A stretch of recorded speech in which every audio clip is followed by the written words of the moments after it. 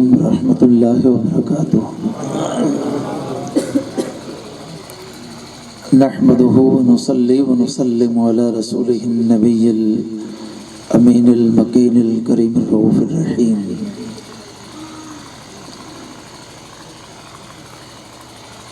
قال النبي صلى الله تعالى عليه وسلم: أدبوا أولادكم على ثلاث خصال: حب نبيكم وحب اہل بیتہ وتلاوت القرآن۔ صدق رسول اللہ صلی اللہ تعالی علیہ وسلم۔ بارگاہ رسالت میں ہدیہ درود و سلام پیش کریں۔ اللہم صلی علی سیدنا و مولانا محمد وصحبہ وبارک وسلم۔ صلی اللہ علی حبیبہ سیدنا محمد وآلہ وصحبہ وبارک وسلم۔ حضرات محترم، آج کا یہ پروگرام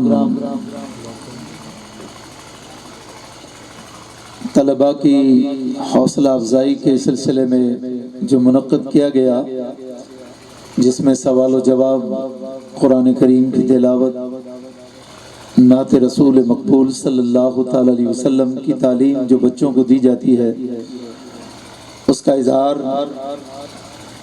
یہاں پر مجمع کے سامنے بچوں نے کیا۔ اتنے بڑی کثیر تعداد میں علماء کرام اور عوام،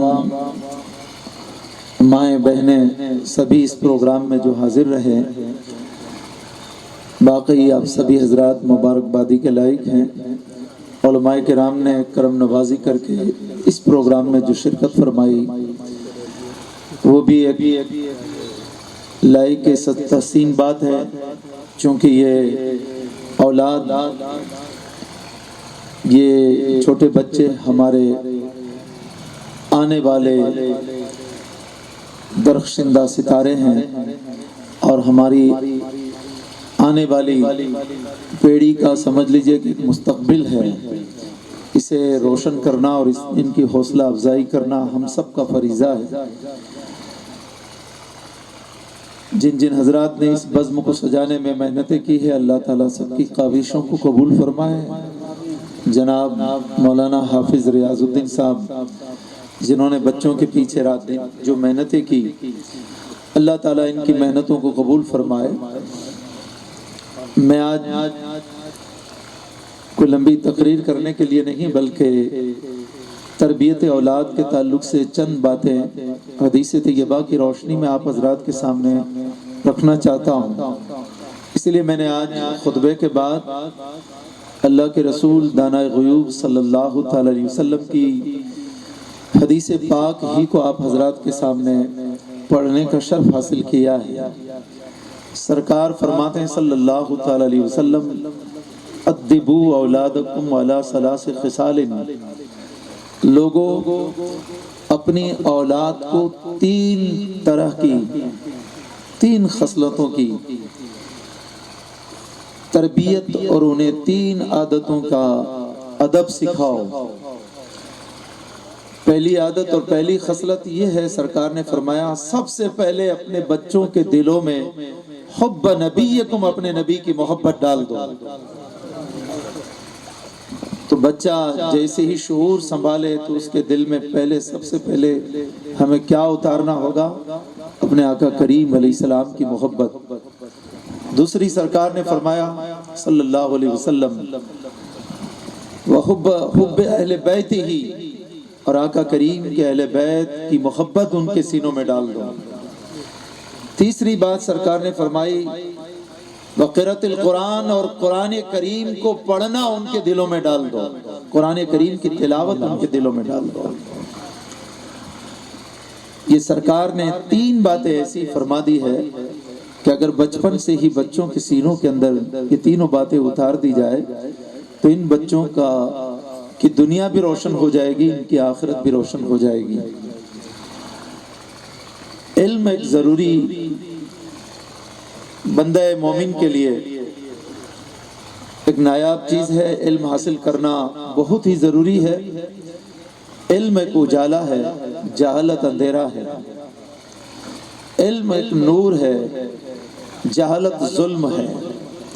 مولا کائنات سرکار سیدنا علی المرتضیٰ شیر خدا حیدر کرار رضی اللہ تعالی عنہ نے فرمایا، لیس الیتیم قد مات والدہ ان الیتیم یتیم العلم والادب۔ سرکار مولا کائنات نے فرمایا کہ وہ شخص یتیم نہیں ہے، وہ بچہ یتیم نہیں ہے کہ جس کے والد کا انتقال ہو گیا ہو، بلکہ صحیح معنی میں یتیم وہ ہے کہ جو علم اور ادب سے محروم رہا ہو۔ اسی لیے ہمیں اپنے بچوں کو صحیح معنی کے اندر علم اور ادب بچپن سے ہی سکھانا ہوگا، تبھی آنے والے وقت میں وہ سچے مومن رہ سکیں گے، سچے وفادار مصطفیٰ رہ سکیں گے۔ سرکار سعد بن ابی وقاص صحابی رسول ہیں، فاتح ایران، تاجدار کائنات علیہ الصلوۃ والتسلیم نے جن کے لیے دعائیں فرمائی تھی، جنہیں ہارٹ کا پرابلم ہو گیا تھا، تو حضور رحمت کون و مکان علیہ السلام نے اپنا نورانی دست پاک جن کے قلب پر دل پر رکھ کر کے میرے آقا کریم نے دعا فرما دی تھی، تو جو ہارٹ اٹیک کا جو پرابلم تھا وہ فوراً دور ہو گیا تھا، اور سرکار نے فرمایا کہ اسے میرے مدینہ کی عجوہ کھجور گٹلی کے ساتھ کھلا دو۔ اب سرکار سعد بن ابی وقاص نے جب وہ کھا لیا ہے اور مصطفیٰ کی دعائیں مل گئی تو اتنی تندرستی مل گئی کہ آپ نے 70,000 مائل کا سفر گھوڑے کے اوپر کیا، حتیٰ کہ چائنا تک اسلام پھیلانے کے لیے پہنچے، اور چائنا کے اندر جن کا مزار پر انوار ہے، سرکار سعد بن ابی وقاص کو کبھی اٹیک کا کوئی پرابلم نہیں ہوا۔ میں بتانا یہ چاہتا ہوں، سرکار سعد بن ابی وقاص فرماتے ہیں کہ ہم اپنے بچوں کو رسول اللہ صلی اللہ تعالی علیہ وسلم کے غزوات کو اس طرح یاد کرایا کرتے تھے، حضور کے واقعات کو اس طرح یاد کرایا کرتے تھے جس طرح قرآن کریم کی آیات اور سورتیں یاد کرائی جاتی ہیں۔ کیوں؟ اس لیے کہ یہ تربیت ہے۔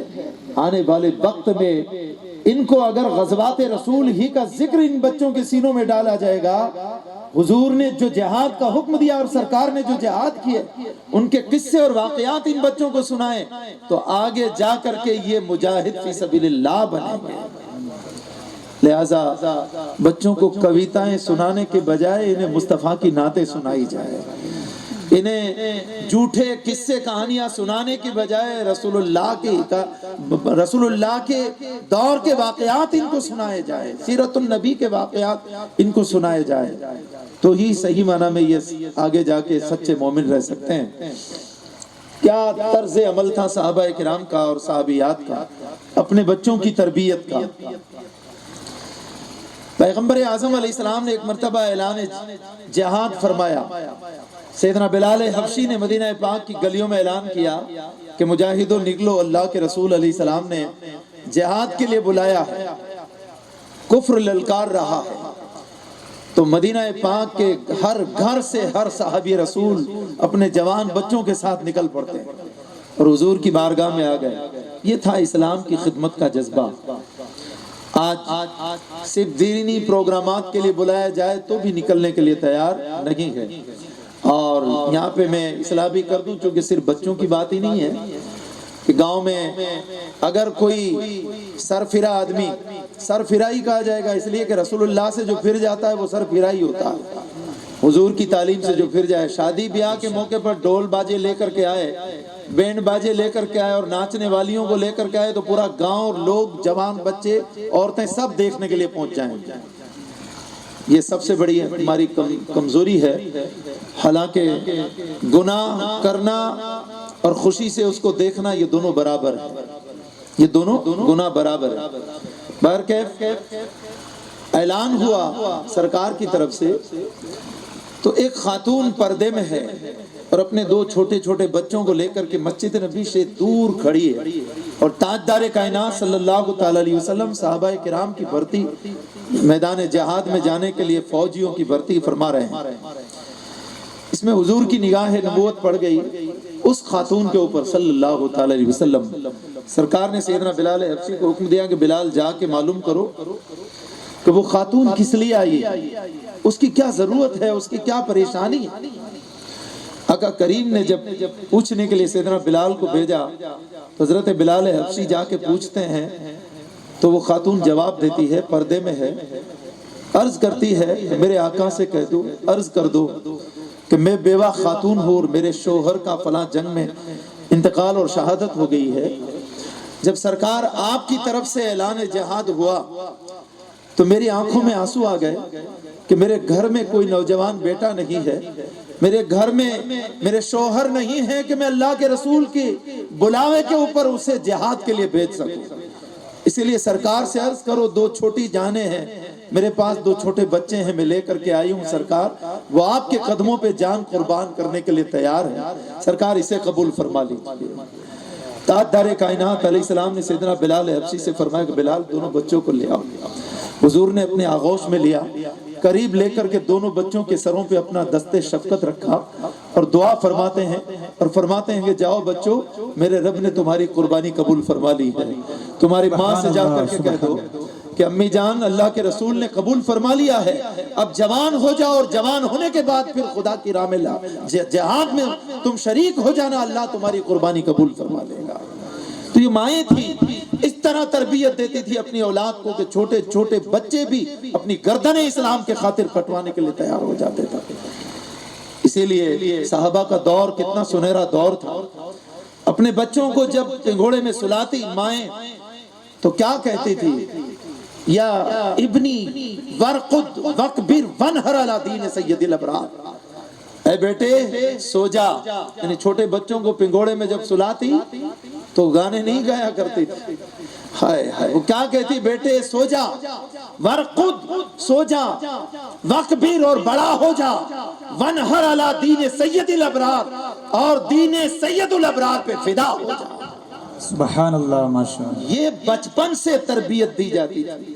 جب بچے پنگھوڑے میں ہوتے تھے تو یہ دعائیں دی جاتی تھی ماؤں کی طرف سے، تب جا کر کے ان کی گود میں جنم لینے والے بچے کوئی محمد بن قاسم بنا کرتے تھے تو کوئی صلاح الدین ایوبی بنا کرتے تھے، کوئی خالد بن ولید بنا کرتے ہیں۔ حضرات محترم، اسی لیے ضروری ہے کہ ہم اپنے بچوں کی تربیت اچھے انداز میں کریں اور اچھی تعلیم سے انہیں آراستہ کریں۔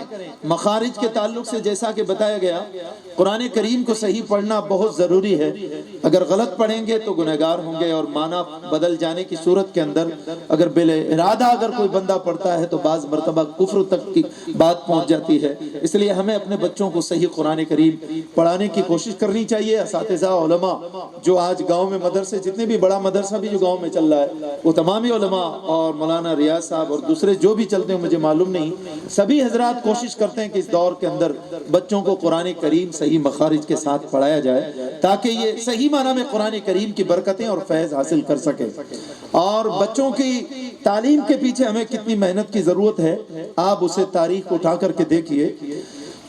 مدینہ پاک کے ایک امام ہے، محدث ہے، حضرت ربیعۃ الرائے، ان کے والد محترم کا نام ہے حضرت عبد الرحمن فروخ جو مجاہد اسلام۔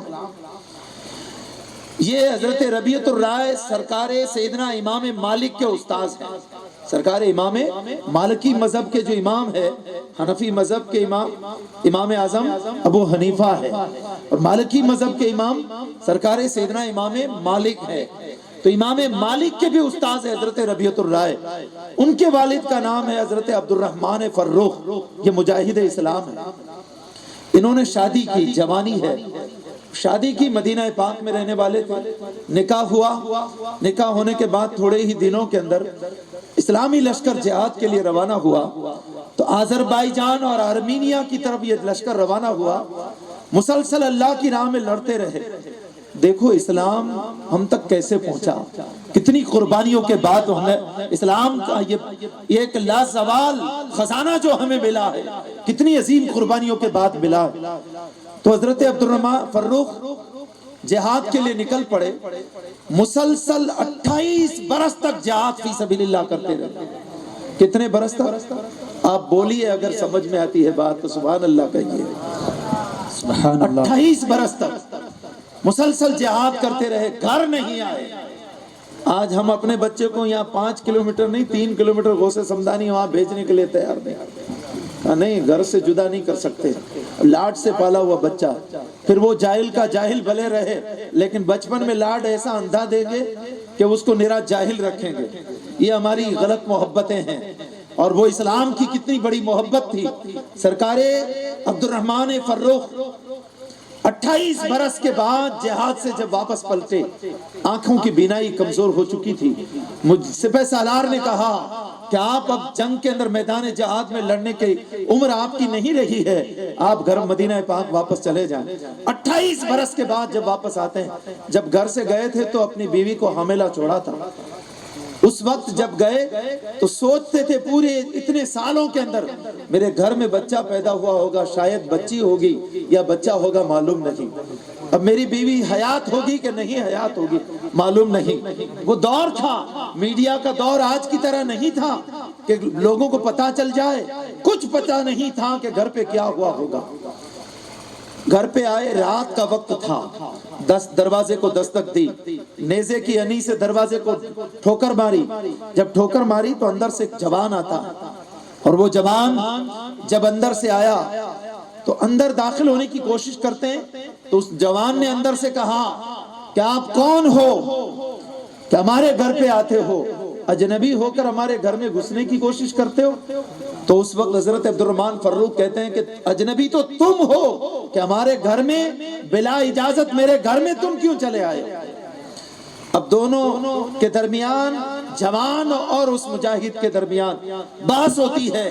اہل مدینہ رات کے وقت باہر نکل پڑتے ہیں، ان کی بحث کی آواز سن کر کے مدینہ پاک کے علماء آ گئے کہ کیا معاملہ ہے، یہ اندر جانے کی کوشش کر رہے ہیں، وہ جوان اندر آنے نہیں دے رہا۔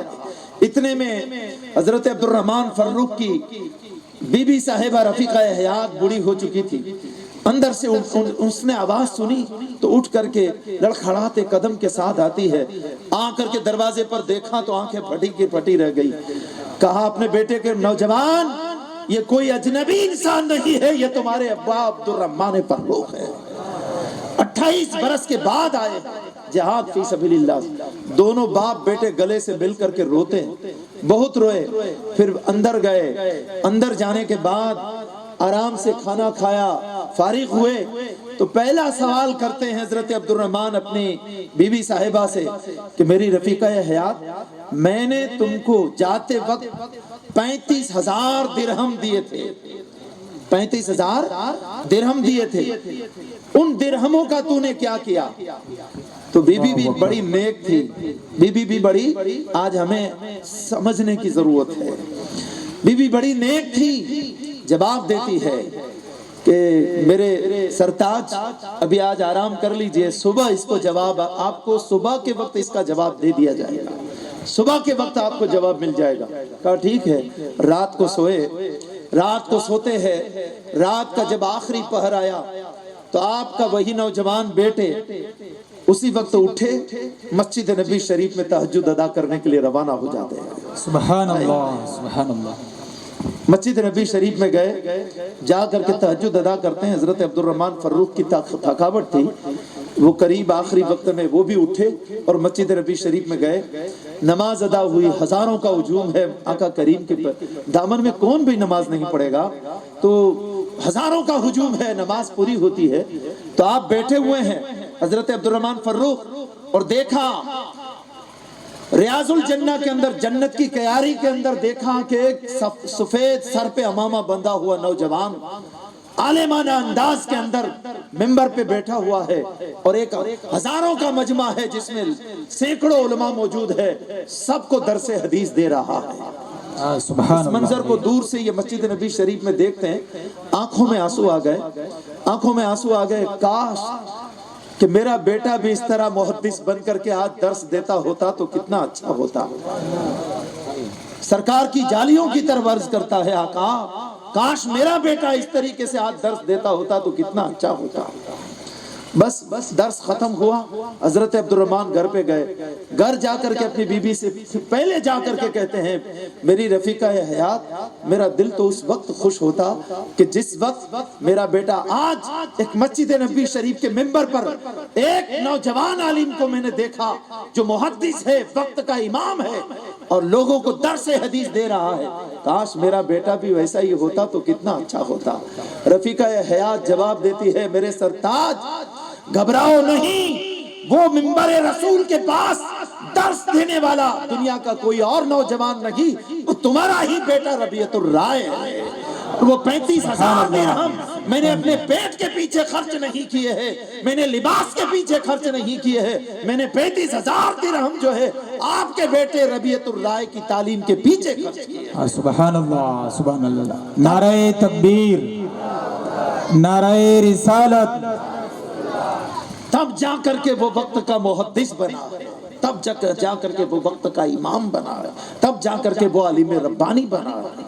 اسی لیے ہم اپنی اولاد کے پیچھے اگر خرچ کریں گے، ان کی تعلیم کے پیچھے ان کی تربیت کریں گے، دینی تعلیم دلائیں گے، تو یہ بھی آگے جا کر کے نیکوکار بن سکتے ہیں، مصطفیٰ کے سچے وفادار بن سکتے ہیں۔ درود پاک پڑھ لیں، اللہم صلی اللہ مولانا محمد وصحبہ وبارک صلی اللہ علیہ حبیبہ سیدنا محمد وآلہ وصحبہ وسلم۔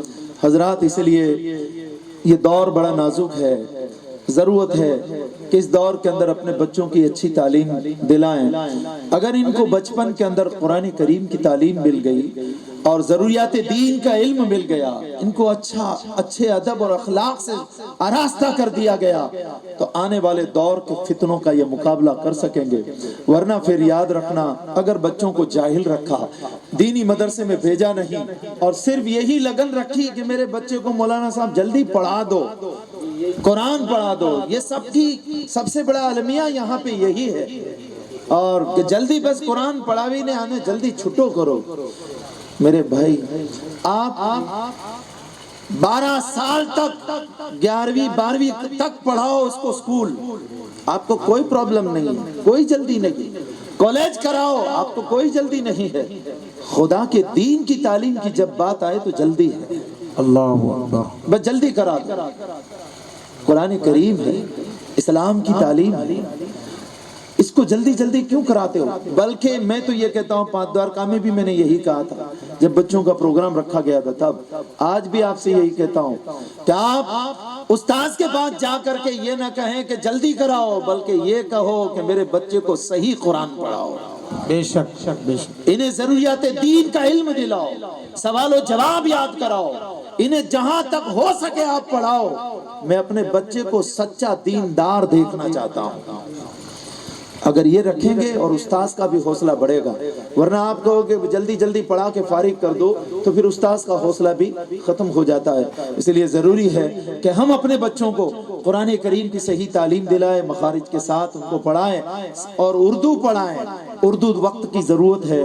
ہمارا مذہب اسلام کا زیادہ تر لٹریچر ہندوستان میں جو ہے وہ زیادہ تر اردو زبان میں ہے، اسی لیے علماء کی تقریریں اردو زبان میں، کتابیں اردو زبان کے اندر ہے۔ اس لیے بچوں کو اردو ساتھ میں لازماً پڑھاؤ، تاکہ یہ بچے اردو پڑھیں گے تو دین کو اچھی طرح سمجھ سکیں گے، مسجد کے اندر ہونے والے بیانات کو وہ سمجھ سکیں گے، علماء کے خطابات کو وہ سمجھ سکیں گے اور لوگوں کے سامنے خود مطلب کہ اردو زبان میں بات کر سکیں گے۔ اس لیے اپنے بچوں کی اچھی تعلیم دلاؤ، اور ہم اپنی پرانے اپنے اولیاء اعظام کی تاریخ کو اٹھا کر کے دیکھیں، سرکار سیدنا غوث العظم دستگیر کی ذات کو دیکھیں، آپ کے والد محترم اور آپ کی والدہ کتنے پاکیزہ کردار والے تھے، کس طریقے سے سچ بولنے والے تھے اور کتنا رزق کو پاک رکھنے والے تھے، تب جا کر کے ان کی گود میں جنم لینے والے بیٹے سرکار غوث العظم دستگیر بنتے ہیں۔ سرکار غریب نواز کے ماں باپ کو دیکھیں، سرکار خواجہ قطب الدین بختیار کاکی علیہ رحمہ کی ذات کو دیکھیں،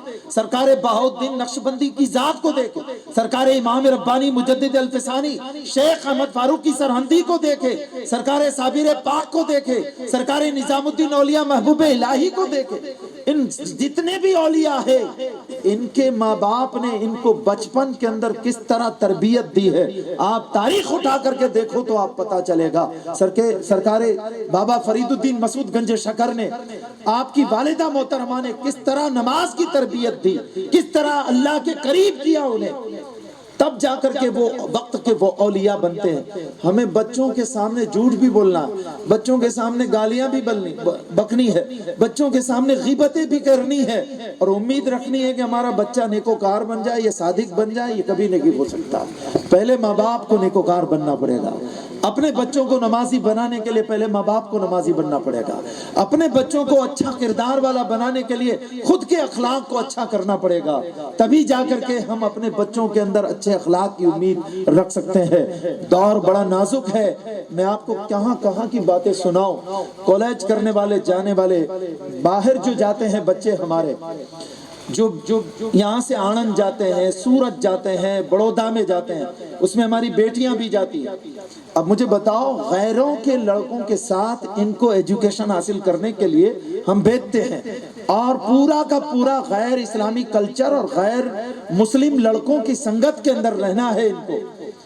آپ نے انہیں کچھ بھی دین نہیں دیا، تو یہ جا کر کے ان کے گمراہ کن اور جاہلانہ اور کفریہ شرکیہ اور بے حیائی کے حملوں سے آپ اپنی اولاد کو کیسے بچا سکو گے؟ ایک دارالعلوم غوث سمدانی کے اندر چند سالوں پہلے ایک نوجوان 8ویں کلاس میں یا 9ویں کلاس میں جس نے ایڈمیشن لیا تھا، 2 سال صرف رہا یہاں غوث سمدانی میں۔ الحمدللہ گاہے بگاہے دارالعلوم کے اندر کیا ہے، مغرب نماز کے بعد اساتذہ علماء درس دیتے ہیں، بچوں کی تربیت کرتے ہیں دین کی تعلق سے۔ تو وہ بچہ ہمیشہ سنتا رہتا تھا، اس نے اردو بھی پڑھا، قرآن کریم بھی پڑھا۔ پھر وہ گیا بڑودہ میں گیا، اس نے مجھے فون کیا تھا، اس وقت ہاسٹل میں رہتا ہے، فون کیا، بولے حضرت یہاں شام کو مغرب کی نماز کے بعد بد مذہبوں کا ٹولہ روزانہ درس دینے آتا ہے، جتنے بھی ہاسٹل کے بچے ہیں ان کو۔ تو آج ہمارے سامنے ایک اس ٹولے سے بحث ہو گئی میری، میں نے کہا کیا ہوا؟ کہا وہ کہتے تھے کہ کوئی قیامت کے دن کوئی شفاعت نہیں کرے گا، کوئی شفاعت نہیں کرے گا۔ حضرت میں نے اپنے اعتبار سے تو حضرت اس کا مقابلہ کیا اور جواب دیا، لیکن یہ کل لوٹ کر کے پھر آئیں گے، تو مجھے یہ بتا دیجئے کہ میں اس کو کیا جواب دوں۔ کہا انہوں نے کیا کہا تھا کہ کہا حضور کسی کی شفاعت نہیں کریں گے، ایسا کہا تھا۔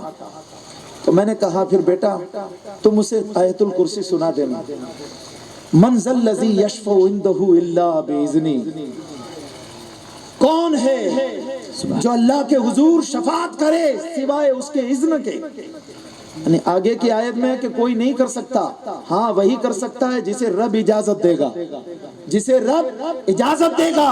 تو انہیں کہنا اس کا ترجمہ بتا کر کے، کیا رب تعالیٰ کی ذات کسی ایرے غیرے کو شفاعت کا اذن دے گا؟ اللہ رب العزت کسی ایرے غیرے کو شفاعت کی اذن دے گا؟ کہا نہیں، وہ تو اپنے محبوب مصطفیٰ کو دے گا جو تاجدار کائنات ہے، جو سید المرسلین ہے۔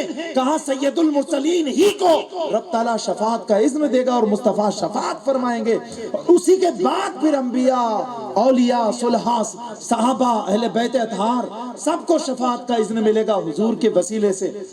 ان کو جواب دے دینا۔ کچھ اور بھی حوالے میں نے ان کو سنائے۔ تو دوسرے دن اس نوجوان نے جو کالج کرتا تھا، 2 سال صرف غوث سمدانی میں آیا تھا، اس نے وہ جواب ان کو سنا دیا، اس کے بعد وہ ٹولہ اس ہاسٹل میں آنا ہی بند ہو گیا۔ سبحان اللہ، سبحان اللہ۔ میں سمجھانا یہ چاہتا ہوں، اگر آپ نے اپنے بچے کو ابھی ان کے عقیدوں کو مضبوط نہیں کیا، کل کوئی نہ کوئی گمراہ شخص آپ کے بچوں کے بڑی عمر کے اندر جب جوان ہوں گے تب کوئی بھی بہکا سکتا ہے اس کو، کوئی بھی اسے گمراہ کر سکتا ہے۔ بنکانیر کا ایک قریب کا گاؤں ہے، میں چونکہ نام نہیں لیتا سیدھا لوگوں کا ذہن اس طرف چلا نہ جائے، سورت کے اندر ان کا لڑکا پڑھتا تھا، ہاسٹل میں کالج کرنے کے لیے گیا، واپس جب آیا تو وہاں کے ایک حافظ صاحب تھے، ان کو کہنا شروع کر دیا اس نے کہ یار یہ سنی لوگ جو ہے نا، یہ جلوس مناتے ہیں، یہ اولیاء کا عرس کرتے ہیں، یہ سب جھوٹے ہیں معاذ اللہ، ایسا لفظ کہا اس نے۔ تو وہاں کے حافظ صاحب نے مجھے فون کیا، بولے حضرت یہ ایسا لفظ بول رہا ہے۔ میں نے کہا یہ قصور ہماری قوم کا ہے، ان کے ماں باپ کا ہے، انہوں نے بچپن کے اندر دین کی تعلیم کی طرف نام کی توجہ نہیں دی، صرف سکول کرتے رہے، اور اس کا نتیجہ یہ آیا کہ ان کی سنگت کسی وہابی فرقے کے لوگوں سے ہو گئی، جس کے نتیجے کے اندر آج سنی کے گھر میں پیدا ہونے والا بچہ آج سنیت کے خلاف کھڑا ہو گیا۔ اس اس پرفتن دور کا مقابلہ کرنے کے لیے ضروری ہے کہ ہم اپنے بچوں اور بچیوں کو دین کی تعلیم سے آراستہ کریں، اللہ کے رسول کی تعلیم سے آراستہ کریں۔ دنیا سب سے بڑی ہمیں افسوس بھی اس بات کا ہے کہ دنیا اسلام کو پڑھ کر کے، مصطفیٰ کی سیرت کو مطالعہ کر کے، سیرت النبی کا مطالعہ کر کے، قرآن کو پڑھ کر کے دنیا اسلام کے قریب آ رہی ہے، دنیا اسلام کے قریب آ رہی ہے۔ اور بدقسمتی ہے قوم مسلم کی، ان کے پاس خدا کا قرآن بھی ہے، مصطفیٰ کی حدیث بھی ہے، پاکیزہ اسلام بھی ہے، اس کے باوجود یہ اسلام سے دور ہوتے چلے جا رہے ہیں۔ ان کے اعمال دیکھو تو اسلام کے خلاف ہے، ان کے اخلاق دیکھو تو اسلام کے خلاف ہے، ان کی شادیاں دیکھو تو اسلام کے خلاف ہے، ان کے رہن سہن دیکھو تو اسلام کے خلاف ہے۔ یہ بڑا افسوس ہے۔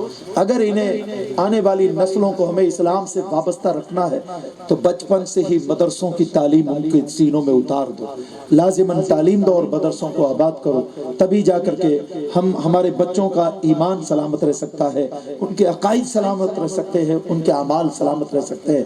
اور پہلے زمانے کے بچے بھی کتنے تعلیم یافتہ ہوتے تھے اور تربیت یافتہ ہوتے تھے۔ میں آخری بات بیان کر کے پھر صلاۃ و سلام پڑھتے ہیں۔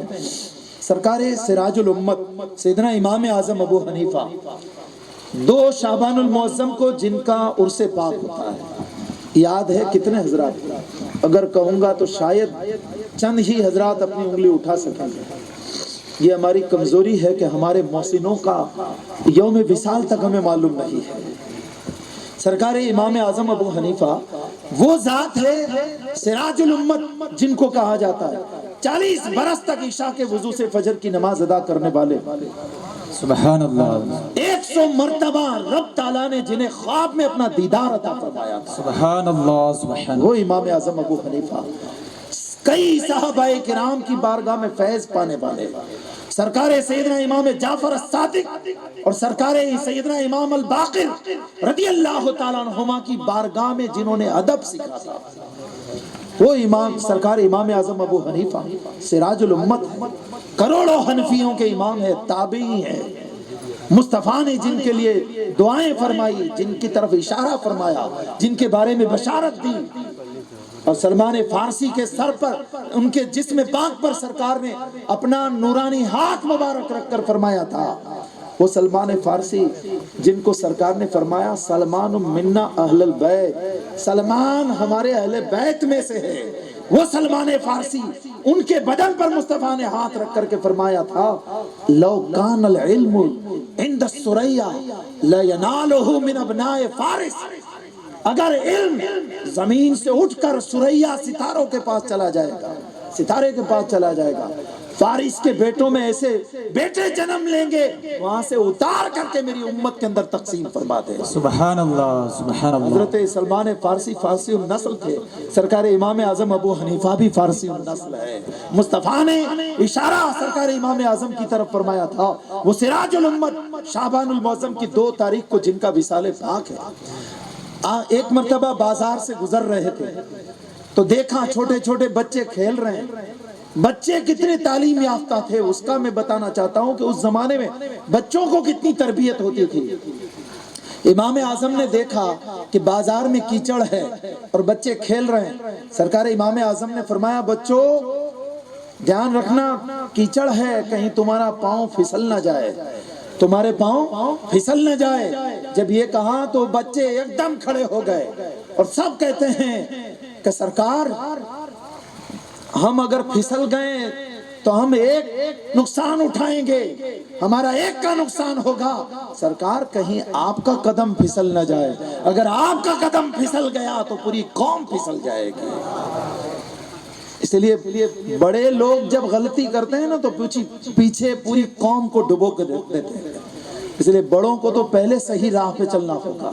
جو رہبر قوم کے ہوتے ہیں انہیں صحیح معنی میں اسلام کے قریب انہیں سب سے پہلے انہیں رہنا پڑے گا، اسلام رسول اللہ کی سنت پہ انہیں عمل کرنا ہوگا، حلال و حرام کی تمیز انہیں رکھنی ہوگی، حرام کاموں سے پہلے قوم کے رہبروں کو بچنا ہوگا، حلال کاموں کو انہیں پہلے کرنا ہوگا، ورنہ اگر رہبر پھسل گیا تو قوم پھسل کر کے رہ جاتی ہے۔ تو اس زمانے کے چھوٹے چھوٹے بچے بھی اتنی تعلیم یافتہ تھے کہ سراج الامت کے سامنے اس طرح ادب سے بات کر دیتے تھے کہ سرکار کار آپ کا پاؤں پھسل گیا تو پوری قوم پھسل جائے گی۔ حضرات محترم، یہ تربیت کی چند باتیں تھی جو میں آپ حضرات کے سامنے میں نے رکھی۔ اس میں بیان کرنے میں غلطیاں ہوئی ہو تو مولا معاف فرمائے، رب کے حضور توبہ کرتے ہیں۔ حضرات محترم، آؤ اپنی نسلوں کی فکر کریں اور گاؤں گاؤں، شہر شہر، ہر علاقے کے اندر مدرسوں کی تعلیم کو اتنا بہتر بنائے کہ آج کی دنیا اگر لاکھ اسکولوں کے سلیبس کو بدل کر کے کفریہ اور شرکیاں باتیں اس میں ڈال دے، ہم اگر اپنے بچوں میں بچپن سے ہی رسول اللہ کی تعلیم ڈال دیں گے تو ان کے کفریہ باتوں کی کوئی بھی فکر پھر ہماری نسلوں کو نہیں رہے گی، بہت خوب، ورنہ پھر بچا نہیں سکیں گے۔ اسکولوں کے اندر پاٹھیہ پستک کے اندر جب پڑھایا جائے گا شرک کا پاٹھ، پھر کیسے بچا سکو گے اپنے بچوں کے ایمان کو؟ ان کا ایک ہی واحد ذریعہ ہے کہ مدرسوں کی تعلیم کو مضبوط بنا دیا جائے۔ ایک بھی گھر کا بچہ مدرسے کی تعلیم سے محروم رہنے نہ پائے، ایک بھی بچی مدرسے کی تعلیم سے محروم رہنے نہ پائے، تو انشاءاللہ العزیز آنے والے وقت کے اندر ہماری قوم کی یہ نوجوان جو نسلیں ہیں ان کا ایمان محفوظ اور سلامت رہے گا، چمکتا رہے گا۔ میں سو جاؤں یا مصطفیٰ کہتے کہتے، کھلے آنکھ صلی اللہ کہتے کہتے، تمنا ہے الہی موت یوں آئے مدینے میں، نظر کے سامنے خیر الورا کا آستانہ ہو۔ وآخر دعوانا ان الحمدللہ رب العالمین۔